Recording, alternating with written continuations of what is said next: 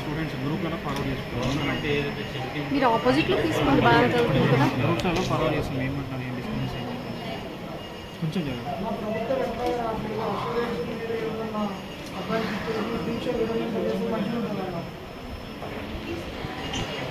ఎందుకంటే చాలా ఫ్యామిలీ అడిగితే అసలు మధ్యాహ్నం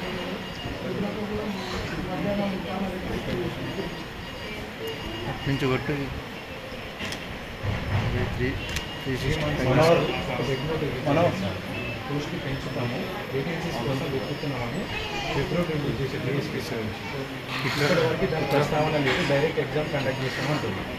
ఆ ఎగ్జామ్ ఏదో మేము లాస్ట్ ఇయర్ రాస్తుండే కదా, మీరు పోస్టులు పెంచుతామని రిపోర్ట్ ఇచ్చేది, దాని ప్రస్తావన లేదు కదా అని అడుగుతుంది కదా. అసలు మాకు రిప్లై లేదు. ఇలాంటిది గ్రీవియన్స్ పెడుతుంది. టీఎస్పీఎస్కి వేలాది మంది గ్రీవియన్స్ పెడితే వాళ్ళకి రిప్లై కూడా ఇవ్వండి. ఏదైనా వేరే సమస్యకి రిప్లై ఇస్తుంది, కానీ దీని గురించి అడిగితే గ్రీవియన్స్లో రిప్లై రావట్లేదు. ప్రధానంగా పెరగాలి, గ్రూప్ 1లో 1:10 ఇవ్వాలి. డిఎస్సీలో కూడా మెగా డిఎస్సీ ఇస్తామని ఒక పోస్ట్ ఇవ్వాలి. 2 లక్షల ఉద్యోగాల ప్రకటనలో 400 పోస్టులు పెంచడానికి ఇబ్బంది పడే వాళ్ళు 2 లక్షల ఉద్యోగాలు ఎట్టిస్తూ అర్థం కాని పరిస్థితి. నిరుద్యోగులకైతే ఏది చెప్పి 1% కూడా వాళ్ళకి అందించలేదు, కనీసం పట్టించుకోవడం లేదు. కనీసం నెల రోజులు అవుతుంది, మొత్తం రోడ్ల మీద కూడా నెల రోజులు అవుతుంది.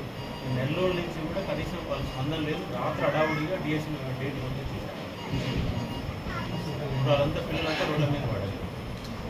సారాశయం నరేందర్ రెడ్డి చెప్తాడు, మీడియా ముందుకు వచ్చి చెప్పాలంటే నేను చెప్పాను. మీడియా ముందుకు మా అశ్వరెడ్డి మీరు కోరి ఖచ్చితంగా అవుతుంది. అదేదో నువ్వు మీడియా ముందుకు వచ్చి చెప్పాలంటే చెప్పాలి. కొంచెం బీజేపీ పార్టీ కొంచెం ఇనిషియేటివ్ చేసుకుంటే టీఆర్ఎస్ వాళ్ళు తీసుకుంటే మీరే మొదలు చేశారు కాబట్టి నాకు చాలా నమ్మకం వస్తుంది. బీజేపీ వాళ్ళు కట్టి నిలబడి సమస్య అనేది పరిష్కారం వాస్తవానికి కాదు. మన మీడియాలో కూడా టీఎస్ఎస్ ఇంప్లీట్ చేశారు. మన టీడీఎస్ బ్యాక్ బలంగా ఇంప్లీట్ చేశారు. చెప్పారు ఇదేమని చేయాలి, అన్కండిషన్ సపోర్ట్ చేయమని చెప్పారు. పార్టీ చెప్పాము, మనం మనం మాట్లాడేము మనందరూ కూడా చేయండి, ఏం వెనుకబడదు అని చెప్పి ఇది కూడా అందుకే మనం మొత్తం ఒక ప్రెస్ మీట్ పెట్టి